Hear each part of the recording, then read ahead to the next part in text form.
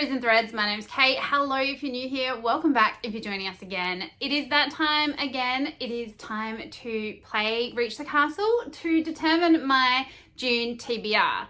Did I do very good in April and May? Not at all. Do I have a fair few books to catch up on? You bet I do. I was away for the last 2 months. I got back to Australia 2 days ago, so I'm still a little sleep deprived. I haven't filmed a video in 2 months because all the ones that were releasing while I was away were pre-filmed. So thank you for all those who have watched those. Oh my god, there are over 500 of you subscribed now. Thank you so much. It was so fun while I was in England watching that number go up and finally hitting that 500 mark. So thank you so much to those who have hit that subscribe button. So please think about doing that. I'd love to have you on board and seeing all the things that I have coming up. I am having so much fun on YouTube and I am loving what I am in the middle of at the moment. Let's find out what I'm going to be reading. This is also going to be the last month for me to attempt to even get anywhere close to finishing Herkhead. I have finished my new releases, so we don't have to add that in. I do know what my next book club book is, which is good because I obviously missed our last meeting because I was overseas, but it has been put up on the app that we use, so I will be able to talk to you about that one. I don't think I have a copy of it physically. We're just going to have to look up the synopsis for that one. It is a popular book on YouTube and across the internet, I know, so I am eager to give it a go. But let's head to the board. I have adjusted the position of a couple of the spots on the board just to change it up a little bit. I felt like we had about 6 months with the current arrangement after I dropped the board and everything fell off. So it seemed like a good opportunity now coming in to give it another go. And we've been playing Reach Castle for a whole year. That is insane. I can't believe we've had 12 episodes of picking my TBR. It's been so much fun. I love randomizing it, getting all those books from my want to read list and actually giving them a go. There are obviously ones every month that I don't get to because I pick so many. There's no way I can generally read that many, especially if I'm on holiday like I was. I was thinking about that troll square again. So if we land on the troll, what I have decided to do, it will definitely still take us back to the start. If we have any prompts that we've landed on before we land on the troll, we will be keeping those books. But what we will also be doing is doing a spinner wheel of all of the books that I have gotten in the game in previous iterations and not read. So any previous TBRs where I have not read one of the prompts that the game has given me, we'll go into a spinner wheel and that will hopefully come up if we land on the troll. So I'm super excited. If we do that and it happens this time, that would be great. I would love to give it a go. Like I said, there is a lot of books that I didn't get to in the last couple of months that still need to be read. If we land on the wolf, it is an opportunity to swap out a book in our TBR. If there's one at the end that I'm just not feeling, we can swap it out with a different book. So it kind of gives me a little bit of an option to manipulate the TBR slightly. If we land on the elves, we do a self-care activity. We'll go out, read in a cafe, go do some book shopping. Not that I probably need to add any more to my TBR after my holiday, but we'll do something fun. So let's see what we land on, what we get this month, and hope that we can have some awesome reading.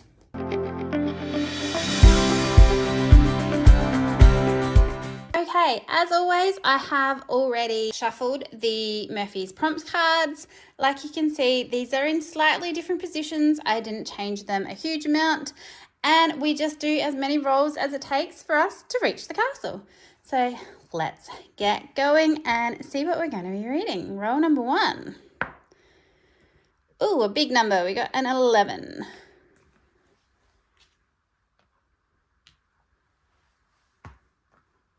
And we have landed on the bows and arrows. So this is an older collection from 2012. See what we're going to end up with. We have Talon of the Silverhawk. It has been a while since I've read a Raymond E. Feist, so that will be interesting. Roll number 2. Oh, a little one this time. We got a 3. And landed in our potion bottles. These are ones from 2024, so that should be good. Oops, I didn't put the lid back on the other one. Mix these up a bit. Go for, I can't get one, this one. Serpent and Dove. Oh, I've been very intrigued by that one. Let's pop the lid back on this time. And roll number 3. We got a 7. And we have The Crowns. These are books that I added in 2018. Not as many in this one, but that just sometimes means the beginning of series. Let's go for this one. We have The Demon King, which I have already read. I'm not entirely sure why that is still in there. I must have picked it up randomly on another one. So let's grab another one. Let's go with this one. The next book in that series should be in here, but we have Starborn. I think I got Demon King in a different challenge. That's how I read that one. Let's go again. And we have, sorry, I didn't move it. We got an 8.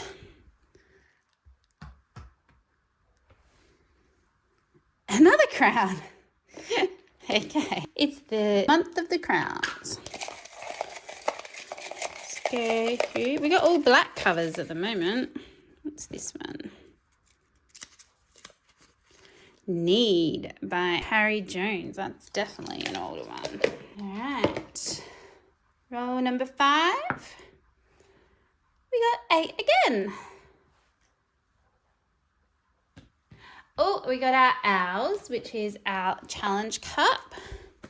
And we will definitely reach the castle on our next go round. I might pop these in the bowl just because there is so many of them.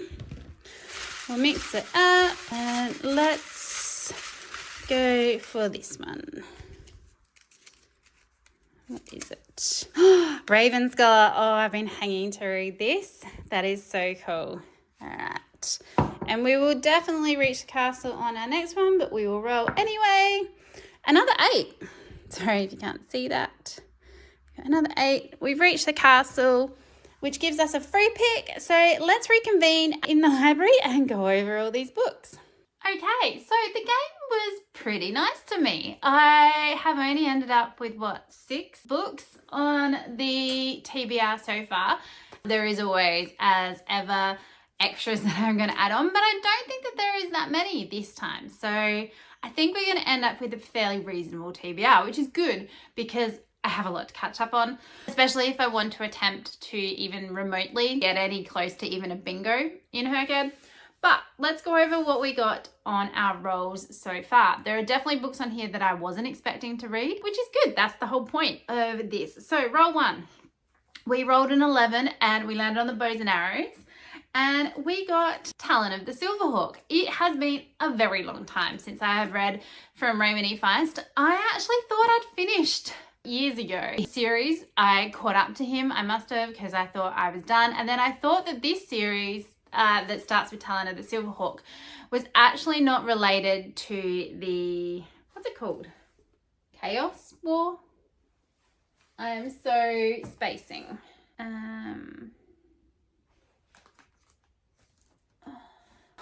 The Rift War. I thought it wasn't related to this series at all. I thought it was a completely different world, all that kind of stuff. So I was like, I'm finished, I'm done. Turned out I'm not, which is fine because I very much enjoyed my time reading Raymond E. Feist. I think he's an excellent author, so I am eager to give this one a go. So let's find out what this one's about. I think it's the first in a 5-book arc, possibly, or I'm completely making that up too. It's book 1 in the Conclave of the Shadows. I can tell you that much. So this one says, a powerful new epic fantasy series from one of the great masters of the genre. For 4 days and nights, Kaylee has waited upon the remote mountain peak of Shantana-Higo for the gods to grant him his manhood name. Exhausted and despairing, he is woken by the sharp claws of a rare silverhawk piercing his arm, though later he is not sure if it ever happened. Devastation greets Kaylee on his return home. His village is being burned, his people slaughtered. Although it means certain death, Kaylee throws himself into the battle and survives. A distant voice echoes in his mind. Rise up and be a Talon for your people. Now he is Talon of the Silverhawk, and he must avenge the murder of his people at whatever cost. Okay, now that I've read that synopsis, which I hadn't already, it doesn't sound like it is part of the Rift War. So maybe I am completely off the mark and this is not related at all, and I was right. I did finish my Rift War saga, but then I swear there's a book at the end called Magician's End. I don't know. Anyway, if you do know, let me know. I will do a little bit more research in it, but this one I can definitely read. I have read all of the previous books up to this. So, Talon of the Silverhawk it is. So either this is the beginning of a completely new saga series that is not related, or it is where I was up to anyway. For roll number 2, we rolled a 3 and we landed on our potion bottles. These are books that I added to my want to read list in 2024. And that was the year that I was really getting back into reading. I added a lot more books, so it's a lot more in that little tub. And we pulled out Serpent and Dove by Shelby. I'm going to massacre the surname. Mahurin? Possibly. I did pick this one up, so I do own a copy of this one. I had originally borrowed it from the library just when I thought it sounded interesting. I think it's only a duology, which is really handy. And I'm just super intrigued. I've heard some really good things about it, so I'm very eager to get to this one. Let's find out what this is about. Bound as one, a witch and a witch hunter, to love, thrust together in holy matrimony. Honor. There is only one way such a story could end, or burn, a stake and a match. A brilliant debut full of everything I love and a sparkling, fully realised heroine, an intricate and deadly system of magic, and a searing romance that kept me reading long into the night. Serpent and Dove is an absolute gem of a book, and that was by Sarah J. Maas. So I don't really know what this is about, so we're going to go in with just knowing that much. It sounds super intriguing. I like the thrust together in holy matrimony, so maybe a forced match. That will be interesting. It is on the chunky side, as you will see with a fair few of the books that I have selected. They are a bit of a bigger read, but hopefully it is a fast read. And I do have the second book of this currently out from the library as well. So if I really like it and I have the inkling, I could just continue straight on, which would be awesome. But yes, this is book number 2. For roll number 3, we rolled a 7 and we landed on Crowns. And it did originally pull out The Demon King by Cinda Williams-Chimer. I ended up reading this in February, funnily enough, for Adventures in Aelida. It was a randomize your shelf and we ended up randomly picking it. It had been on previous TBRs and I did really enjoy it, so I am eager to continue on with this series. The next book in this series should be in one of the tubs, whatever year that it actually came out. So hopefully that one will come up again soon. Then repicked and we got Starborn by Lucy Hoynsome. Hewinson? I'm not sure. Sorry, I am butchering names left, right and center today. I don't know a huge amount about this book. I don't own a copy of this one, so I'm going to have to try and get my hands on it. I may have an ebook of it. I'm not sure, but let's read what it's about. I've just got it up on Goodreads. Says, death and destruction will bar her way. Kendra's fate holds betrayal and salvation, but the journey starts in her small village. On the day she comes of age, she accidentally disrupts an ancient ceremony, ending centuries of tradition. So when an unnatural storm targets her superstitious community, Kendra is blamed. She fears for her life until 2 strangers save her, by wielding powers not seen for an age, powers fueled by the sun and the moon. Together they flee to the hidden citadel of Naris, and here Kendra experiences disturbing visions of the past, showing war and one man's terrifying response. She'll learn more in the city's subterranean chambers amongst fanatics and rebels. But first, Kendra will be brutally tested in a bid to unlock her own magic. If she survives the ordeal, she'll discover the force greater than she could ever have imagined. But could it create as well as destroy? And can she control it to right an ancient wrong? It sounds really interesting. I do really love this cover with the star. I think that's going to be super intriguing. So this is book 1 of a trilogy, the World Maker trilogy. Super intrigued to give that one a go. Hopefully I don't have any problems getting my hands on it, but we'll see how I go. For roll number 4, we rolled an 8 and we landed on the crowns again. And we pulled out Need by Carrie Jones. This is another one that I don't own that has definitely been on my want to read list for a fair while. I do remember, I think, when this came out and I saw it. So this is book 1 of a 4-book series that is all complete, and we're going a little werewolfy. So let's find out what this one's about. I'm going to have to get my hands on it. Hopefully it won't be too hard. But this one says, pain shoots through my head, fireworks, explosions, all inside my brain. The white world goes dark and I know what's about to happen. Zara White suspects there's a freaky guy semi-stalking her. She's also obsessed with phobias. And it's true, she hasn't exactly been herself since her stepfather died. But exiling her to shivery Maine to live with her grandmother, that seems a bit extreme. The move is supposed to help her stay sane, but Zara's pretty sure her mum just can't deal with her right now.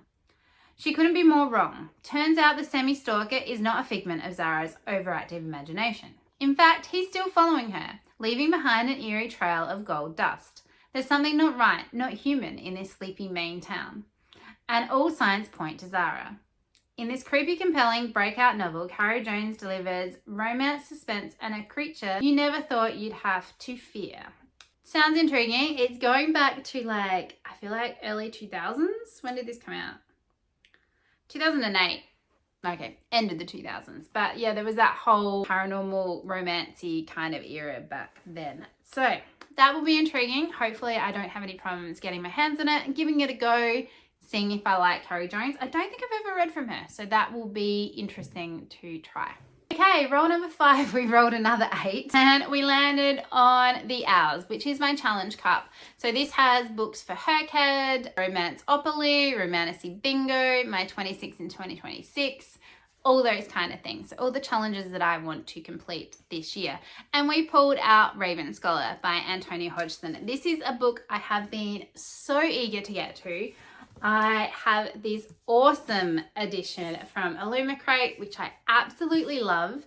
And I also have a copy of the paperback version that my friend gave me so that I can keep this one pristine and don't have to read it physically. It is a little heavy, so the paperback might work out well. But let's give this one a read. Like I said, I have such good things about this and I'm so excited to give it a go. Says, after 24 years on the throne, it is time for Bersian of Burusq, Emperor of Oran, to bring his reign to an end. In a dizzying heat of midsummer, 7 contenders will compete to replace him. Trained at rival monasteries, each contender is inspired by a sacred animal. Fox, raven, tiger, ox, bear, monkey, and hound. An 8th, the dragon proxy, will be revealed once the trials have begun. 8 exceptional warriors, thinkers, strategists, the best of the best. Then one of them is murdered. It falls to the brilliant but idiosyncratic Nima Kra to investigate. But as she hunts for the killer, darker forces are gathering. If Nima succeeds, she could win the throne, whether she wants it or not. But if she fails, she will sentence herself to death and set in motion a sequence of events that could doom the empire. I've heard, like I said, such good things about it. I love this edition. I cannot wait to read this. This is on my 26 books to read in 2026, so one of my priority books. I'm super happy that it's come up and I finally get to delve in because I cannot wait to find out what happens. Alrighty, our last roll was roll number 6 and we rolled another 8. We reached the castle. We were already one spot away. It was inevitable. But what I have now is my free pick. So this is a book that I was planning to read while I was away and I didn't get to it. I have heard that this will work for an Adventures in Audio prompt that I haven't actually read yet. So it was May's prompt and it was to read a book where dance or dancing was prevalent to the plot or the main character, and I haven't read it yet, so I don't know if that is the case with this one, but I have been told that it has something to do with dance in it. So if you have read it and you know for sure that it doesn't, please let me know. I still really want to read it and it will still work for Herkhead, so I still plan on reading it. But if it doesn't fit for my audio prompt, please let me know. And that is Daughter of No Worlds by Carissa Broadbent. So this is the first in the War of Lost Hearts trilogy. I, again, been super eager to get to this one. I've got this awesome new edition and I'm super intrigued. I have really enjoyed the two Carissa Broadbents that I have already read, and I'm so eager to try more of her stuff. Let's read what this one is about. Ripped from a forgotten homeland as a child, Tisana learned how to survive with nothing but a sharp wit and a touch of magic. But on the night she tries to buy her freedom, she barely escapes with her life. Desperate to save her best friend she left behind, Tisana journeys to the Orders, the most powerful organization of magic wielders in the world. To join their ranks, she must complete an apprenticeship with Maxentraeus Phalion, maybe, a handsome and recluse wielder of fire who despises the Orders. The Order's intentions are cryptic, and Tisana must prove herself under the threat of looming war. But even more dangerous are her growing feelings for Maxentraeus. The bloody past he wants to forget may be the key to her future, or the downfall of them both. Super intrigued. I've heard really good things about it and can't wait to give it a go. Of those original 6, I own 4. I only have to get my hands on 2, which is doable, I think. Hopefully I have a couple of them on ebook anyway, so that won't be too hard. And I can get reading. I am super excited. Like I said earlier, there is still a couple of books that I need to add on. I was looking up, I mentioned right at the beginning of this video, my book hose book that I am going to need to read. But when I looked up the next meeting date, so the meeting for my pick is coming up on Thursday, so into June. Because we only meet every 5 weeks, it means that our next meeting isn't till like July 9th. I could probably push this one to July, maybe, but I will see how I go. And that is Bride by Ali Hazelwood. I have not read an Ali Hazelwood yet. I am eager to give her a go as an author. I've heard really good things. She's all over the internet. She's super popular.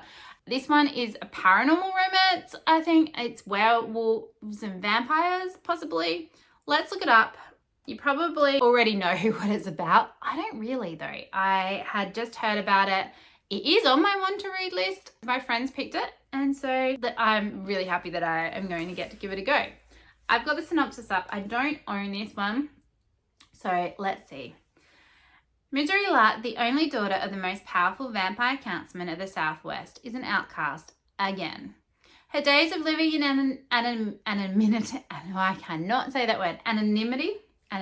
among the humans are over. She has been called upon to uphold an historic peacekeeping alliance between the vampires and their mortal enemies, the Wares.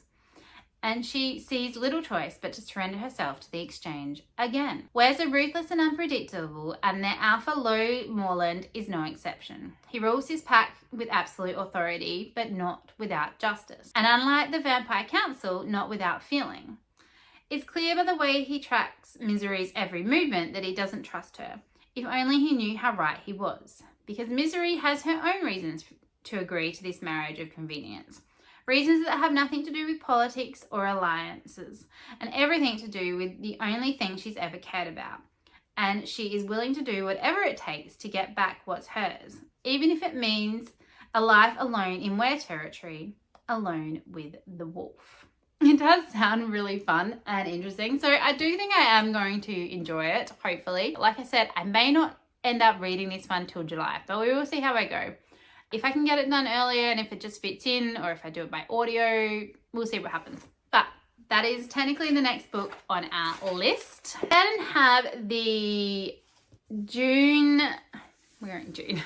We then have the June prompt for Adventures in Aelida. So Lunaria is on an adventure. She's a few books behind, so she's gonna have to catch up. And she did not do very well at Aurelium in April either, so she's got some catching up to do, and we'll see how we go. The prompt we are landing on is 60, which is Sketch Sundancer, and she needs to read a book featuring a fantasy creature. And I have decided to pick up When the Moon Hatched by Sarah A. Parker. I have this gorgeous Illumicrate edition, and I do have the next book on the way from Illumicrate. If it's not here already, it might be in one of these boxes sitting next to me that I need to unpack. So I'm super excited for that. I am also going to a talk with Sarah A. Parker next week, I think, for the release of The Ballad of Fallen Dragons. So super eager for that and just to listen to her. But I really probably should have read this already before that to know if it was something I was going to be interested in. Oh well, loving the edition. I'm going to add it in now and hopefully we can get to this one fairly soon. And it will work really well for that prompt because I'm pretty sure it's full of dragons. But let's see what this one says. As an assassin for the rebellion, Reeve's job is to complete orders and never get caught. When a rivalry bounty hunter shatters her world, Reeve finds herself captured by the Guild of Nobles, a group of powerful fae. Crushed by the loss of his great love, Dragon Rider Khan Vega took the head of a king and donned his melted crown. Now on a tireless quest to quell the never-ebbing ache in his chest, a clue lures him into the capital's high-security prison, where he stumbles upon the imprisoned Reeve. Together they seek truths that threaten to unravel everything they knew about their world and each other. That doesn't tell you much, which is good. I do really love the end papers in this one. I think they are gorgeous, and I cannot wait to give this a go. And I am super excited to unpack the new book. This is going to be my Adventures in Aelida prompt for June. Really looking forward to giving that one a go. And then last but not least, we have the Buzzword Challenge books. So this month we have to read a one-word title for our title challenge. And for our cover challenge, we need to read a book with wings on the cover. I have picked a book that will allow me to do both in one, and we are going to be adding in Anathema by Kerry Lake. As you can see, there is definite wings on the cover and it's a one-word title, so perfect. I have heard really good things about this one and I'm super intrigued to give her a go. I've never read anything from Kerry Lake before, but let's hope that I enjoy it. This one says, you see the dead girl, but have you ever stared death in the face yourself? There are whispers of what lurks in Witchnell, the forest where sinners perish. The villagers call it the Eating Woods because what's taken is never returned. Only those who've lost their senses would dare to go near it, or the banished. Maveth Bronwick knows better than to enter the misty labyrinth, but tragedy forces her beyond the archway of bones into the dark fantastical world. There dwells Zavander Rydane, the cursed lord of Edoilon, a cold-blooded assassin tasked with hiding her from the magehood that seeks her death. Zavander must protect Maveth, whose blood can break his curse, but his growing obsession with her threatens to destroy everything, including himself. Hopefully, I really enjoy this one. This is sounding and looking obviously a little darker than I would normally try, but I am super intrigued. I love the decorations for the parts, so that will be really great. And I should probably listen to a little bit of the audiobook to figure out how to pronounce those names. I'm sorry, I am butchering everything. Like I said earlier, I've only been home a day. I'm probably still fairly tired and jet lagged, and just be impressed, I think, that I'm getting a video done and up and out within a couple of days of being back from a 20-hour flight. So that is all of the books that we are adding to the TBR. I think that works out to 9 books in total. Again, my math may not be mathing. I added it up earlier. I can't remember if I included Bride in the original end number, but I am super eager for all of them. 2 out of those at least, maybe even 3 actually, are on my 2026 priority list. So that is awesome. I have currently only read 6 of them. So I need to up my game probably because we're halfway through the year and there are 26 books on there. What are you reading this month? I would love to know. Have you read any of these? Please feel free to give me your opinions down below, obviously without spoilers because I haven't read any of them, and which one you think that I should try first. Hopefully your reads are great. Are you participating in any of the challenges this month? I have seen is a tarot readathon. There's an adventure competitive based readathon. There are probably a million more going on. I don't think I'm up to any kind of more readathons or reading challenges this month. We're going to slowly get back in, try and catch up, and try and finish Herkhead. There will be a video coming up about if I even have a possibility of getting remotely close. So keep an eye out for that one. And there will also be an unboxing video and a haul video for some of the things that I bought while I was overseas. So please stick around. There are some great things coming up next. I have a fair bit of reading to do. Hopefully you do too. So I will see you next time. As always, please do think about hitting that subscribe button, and the like button would be great and really help me out. I have also linked down below my Goodreads, my Storygraph, and my Instagram if you'd like to come and follow me over on any of those. And I hope that wherever you are having a really wonderful day, and we'll see you next time. Bye.